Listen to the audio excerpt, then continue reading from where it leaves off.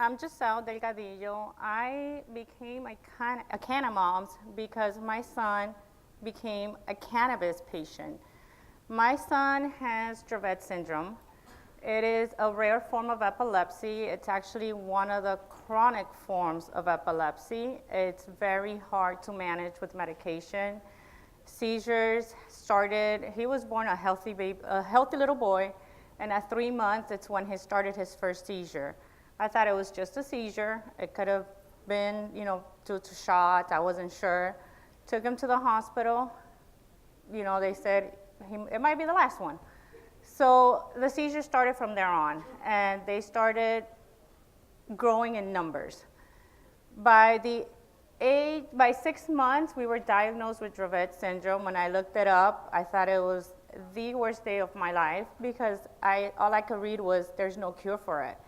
And they can pass away in their sleep. They can have a seizure while they're sleeping, and we've lost a lot of patients because of that. So I started looking up medications for him. I was living in New Jersey at the time. So when he turned 1, I decided to move to Miami, which is where my family lives, my hometown. And I went to seek for help at Miami Children's. They have the Brain Institute, which they treat a lot of patients with Dravet syndrome. He started a special diet, the ketogenic diet. We started him on different types of medications, but the seizures were still there. The seizures were increasing. Seizures last anywhere. A short seizure for us is 5 minutes, but that's eternal for us. He's had seizures that have lasted hours, which is when they go into status seizures. So there were many times that I thought I was just going to lose him. When he turned 3, I met a father who used cannabis for his son, which is in California, Jason David. And I spoke with him, and I said, I need something for Bruno. I cannot do this anymore. He was having up to 300 seizures in a day. So his body, I don't even know how I thought that was normal for him to continue seizing like that. He used to sit in front of a high chair, and I had to put a pillow in front of the high chair because his body kept constantly falling from the seizure. He'll come back up, try to play with a toy, but he couldn't. He'll continue seizing. So I took off to Colorado. I signed up to be a medical marijuana patient there. I was going to move there. The seizures were still there, came back. We were offered a trip with Cannamoms to go to California and start, other cannabis for him. That's when I started him on cannabis, combination of CBD with THC. He's also tried other forms of cannabis, which is THC-8 and CBN. But I actually had, for the first time in my life, 1 day with no seizures. And that was unheard of for Bruno. Bruno is constant seizures, 300, 400 in 1 day. And I just couldn't do it anymore. But I was arrested in Florida, so how am I going to treat my child? 2014, we were advocating for this to pass. We needed Amendment 2 passed really bad. We went up there and we started talking that, we were treating our children with cannabis to help with their debilitating condition. I had to treat him illegally because I needed my son to be with me. With time, the seizures started going down. I ended up having maybe 30 in a day. With time, we ended up having 5 in a day.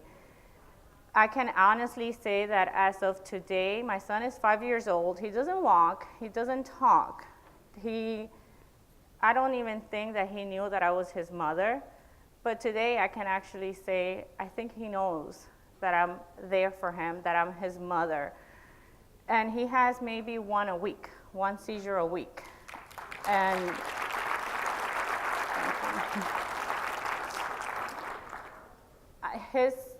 he was taking maybe 15 medications in a day. Today, he takes 2 medications a day and cannabis. I am still trying to work on lowering one of the other meds, but unfortunately, he's addicted to it. A lot of people have heard of clonazepam.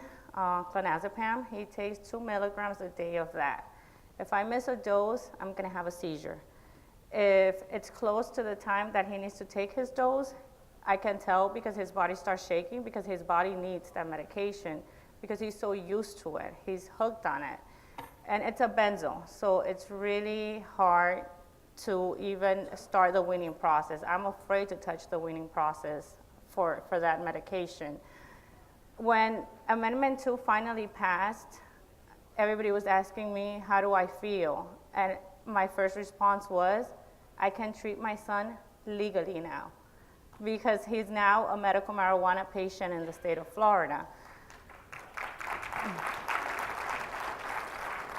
I had to go out of my way to start his treatment process illegally until this became legal here. There was no 90-day waiting period for me to start treating him because 90 days was too much to wait. And actually, if I would have waited, it would have been from 2014 to 2017 when he got his first dose. I would have had to wait 3 years just to start him on cannabis. This is what's giving me my son back. My son does not have his teeth.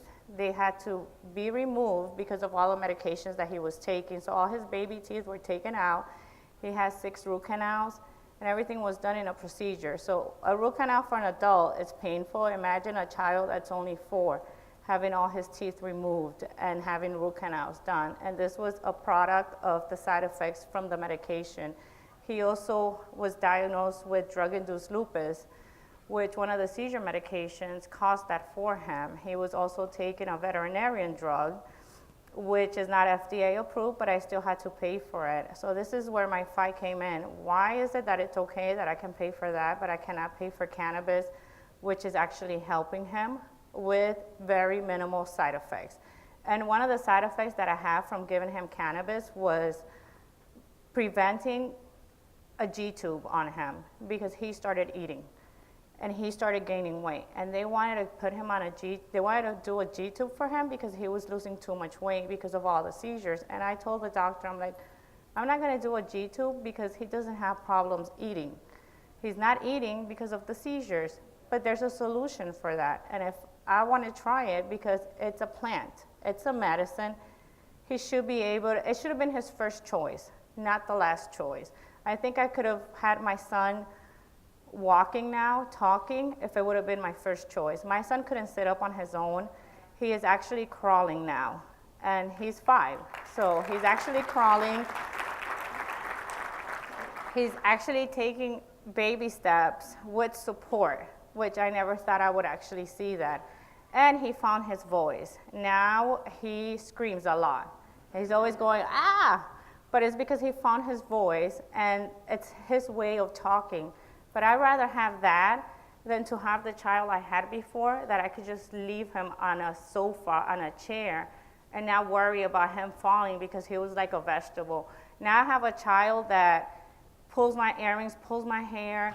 If I take him to a store, he drops everything on the counters because he's just grabbing and touching, but he's exploring. He's actually a child now. He's my 5-year-old. And I never thought that through this journey, I was going to be fighting for a medicine. I thought my fight was going to be his equipment, his oxygen. Right now, since he doesn't walk, we need a wheelchair van for him because he's getting big and heavy. So I thought that was going to be the only thing I had to get preoccupied about, getting equipment for him, not fighting and convincing people to approve a medicine that he desperately needed. So it's a medicine. Unfortunately, it's a Schedule 1. We know the background from that, but it shouldn't be a medicine that I shouldn't have to fight for. They gave him Marinol, they gave him morphine. He's on all these other seizure medications that he's trying. Why not try something safer, which was cannabis? And it's what's giving him back to me. So I have a 5-year-old now, and I can honestly say it's thanks to cannabis. That's his medicine. Tomorrow, Noctopia is going to be doing the auction. They're actually back there, and I'm extremely thankful to them for recognizing my son and seeing all the work that we've done and how desperately we needed this. And we, as mothers, we had to go out and speak to people and tell them, look, we're giving them cannabis. We could have gotten arrested, yes. But I was saving my son, and I think any mother would do that for their child. They will go above and beyond. Right now, I was very fortunate that throughout this journey, I've met a lot of doctors, I've met a lot of lawyers, and I've met a lot of people that have helped us, and we've been fighting with them to get this legalized. Now we're fighting on the implementations. Through this journey, I actually had the honor of meeting a doctor that became my son's doctor. He's a good friend of Cannamoms. He knows a lot of us. He knows about our stories.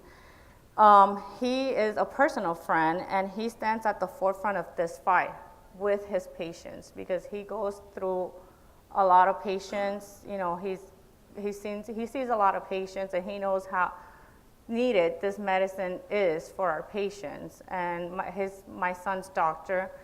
So at this point, I also want to introduce Dr. Joseph Rosado. He's my son's doctor right now. He's the one that we went through the 90-day period. Luckily, we already knew him, and he already knew my son's story. So I just want to say thank you. And to keep supporting us. You can always look him up, pray for Bruno, that's my little man, you know, and soon I can probably start bringing him here and have him talk for himself. So that's my next goal. And I'm gonna continue having cannabis as his medicine, and it's gonna always be my first choice. And I just wanna say, you know, just keep supporting and keep fighting with us to get this to where it needs to get. Thank you.